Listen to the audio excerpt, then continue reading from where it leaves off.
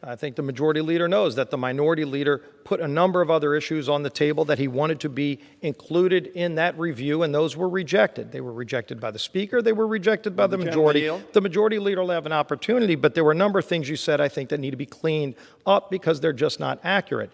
And so if you look at the members that were kicked off from the minority side yesterday, still no explanation given, by the way, that includes a ranking member of a committee and an officer in the United States Navy who was removed yesterday by Speaker Pelosi with no reason given in an unprecedented way.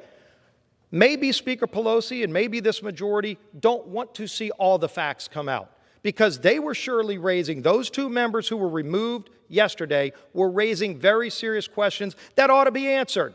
Whatever those answers are, whatever those facts are, they were publicly raising questions. And maybe because they raised those questions that might be uncomfortable for the majority, they were removed from the committee with no explanation given. That had never happened before in the history of this Congress.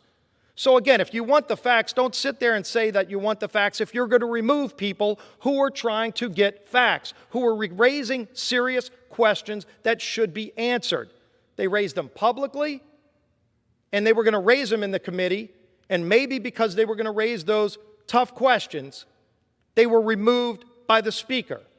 Members of the minority who were removed by the Speaker.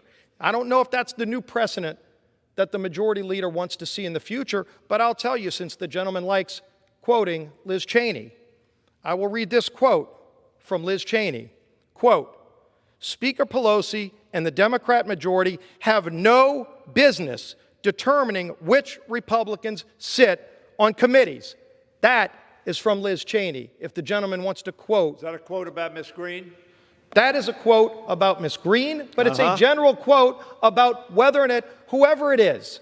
You can go down your list. By the way, there are members of the majority who were on that committee who voted on January 6th to reject electors.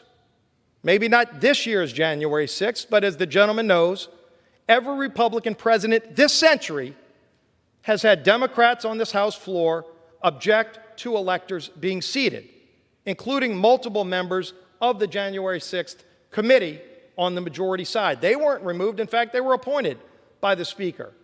Yet two of our members who raised very serious questions about facts that should be answered, wherever those answers lead, were removed because maybe the majority doesn't want all the facts to come out. Maybe they only want a certain narrative to come out. That's not an investigation.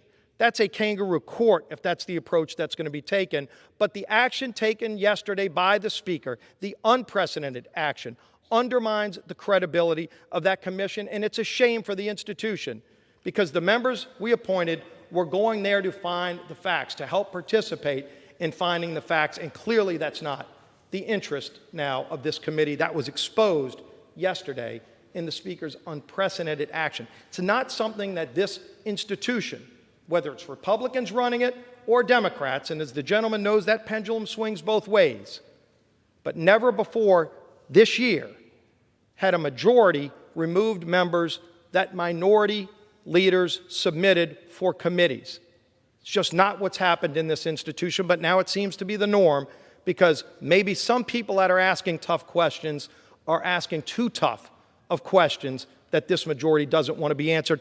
Kind of why this majority won't have a hearing on the origins of COVID. In fact, it was Mr. Jordan who, along with myself and others, has raised serious questions that have been backed up by many medical experts around this country that COVID-19 very likely started in the Wuhan lab and was leaked out. Medical experts from every walk of life have looked at the genetic makeup of this COVID-19 virus and said it couldn't have been transferred from bats to animals to humans. In fact, it was likely modified genetically in the lab in Wuhan. And yet there is not a single hearing that's been held by this majority on whether it was gain-of-function research, possibly funded with taxpayer money. All of those questions should be raised, but maybe the majority doesn't want those facts to come out. We should want the facts to come out wherever they lead. So don't pound the desk and say you want the facts when you remove people who are asking questions to get at the facts.